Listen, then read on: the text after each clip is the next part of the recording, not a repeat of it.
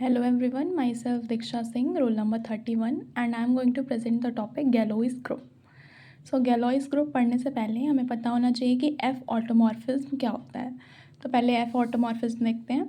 So let E be an extension field of F. E क्या है? Extension field है F का. तो जो ऑटोमॉर्फिज्म होती है E से E में, जिसको हम लोग सिग्मा से दिखा रहे हैं कि सिग्मा मैपिंग हो रही है E से E में, उसको हम लोग एफ ऑटोमॉर्फिज्म तब कहेंगे जब ए जो है ए की मैपिंग ए में ही हो, जहाँ पे ए जो है वो बिलोंग कर रहा है एफ में. मतलब जो ई से ई में मैपिंग हो और एफ के एलिमेंट्स की मैपिंग एफ में ही हो.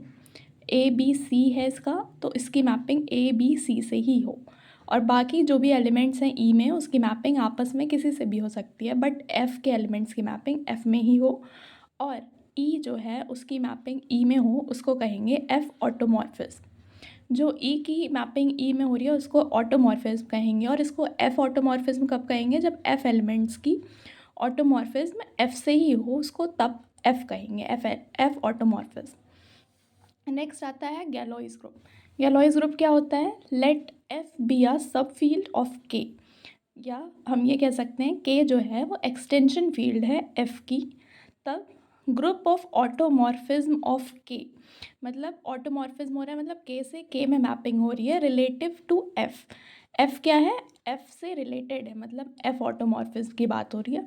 इस कॉल्ड गैलोइज ग्रुप ऑफ के ओवर एफ. उसको हम लोग कहेंगे गैलोइज ग्रुप ऑफ के ओवर एफ. और इसको डिनोट करते हैं हम लोग जी के कॉमा एफ से.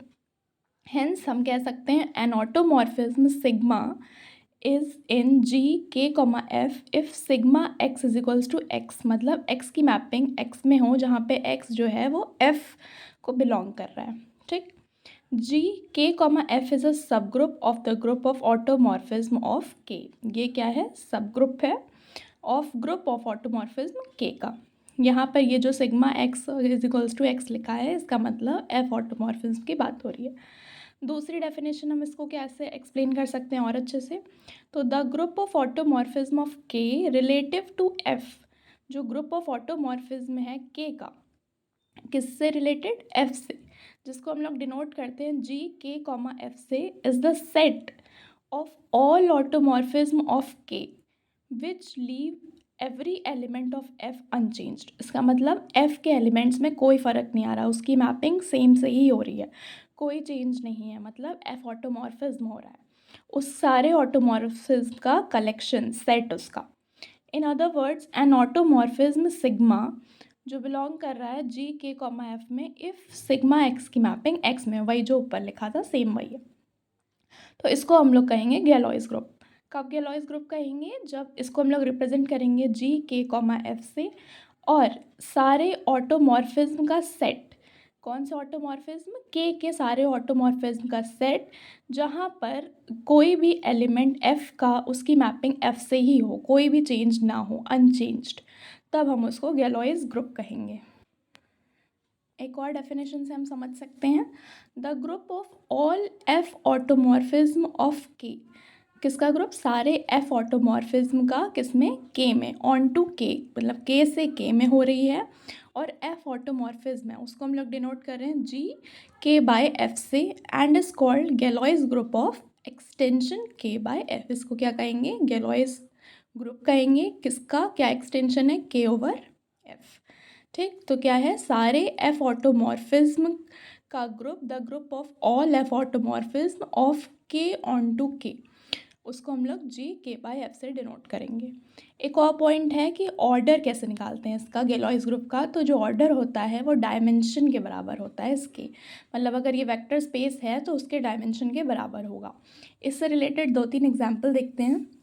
जैसे है क्वेश्चन कि जी एफ बाय आर या एफ ओवर आर, इसको कैसे हम लोग निकालेंगे? तो यहाँ पे एफ जो है उसकी 2 पॉसिबिलिटी है, या तो वो आर हो सकता है या तो वो सी हो सकता है. तो पहला केस हमने ले लिया जहाँ पे एफ जो है वो आर है, और दूसरा केस ले लिया एफ जो है वो सी है. तो जब एफ आर होगा तो हम इसको ऐसे लिख सकते हैं जी आर ओवर आर. तो यहाँ पर इसका ऑर्डर क्या होगा? जब आर ओवर आर है तो इसका डायमेंशन क्या होगा? 1 होगा. तो जब डायमेंशन 1 होगा तो हम ये लिख सकते हैं कि ये आइसोमॉर्फिक है Z1 के. ठीक.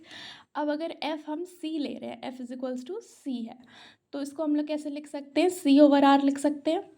और जब सी ओवर आर का डायमेंशन क्या होता है, 2 होता है, तो इसको हम लोग लिख सकते हैं कि ये आइसोमॉर्फिक है Z2 की।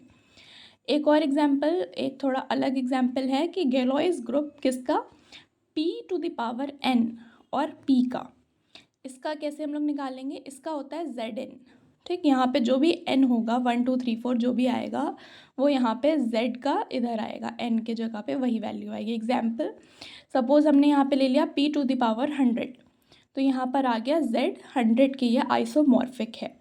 तो ये जो लास्ट पॉइंट था, ये वाला पॉइंट, ये हेल्प कर रहा है हमको बताने के लिए कि हम लोग कैसे उसका ऑर्डर निकालें। ऑर्डर निकालने के लिए क्या करना है, डायमेंशन निकालना पड़ेगा, और जब डायमेंशन निकल जाएगा तो हमको ये भी पता चल जाएगा कि ये किसके आइसोमॉर्फिक है। तो ये था गैलोइस ग्रुप के बारे में। Thank you.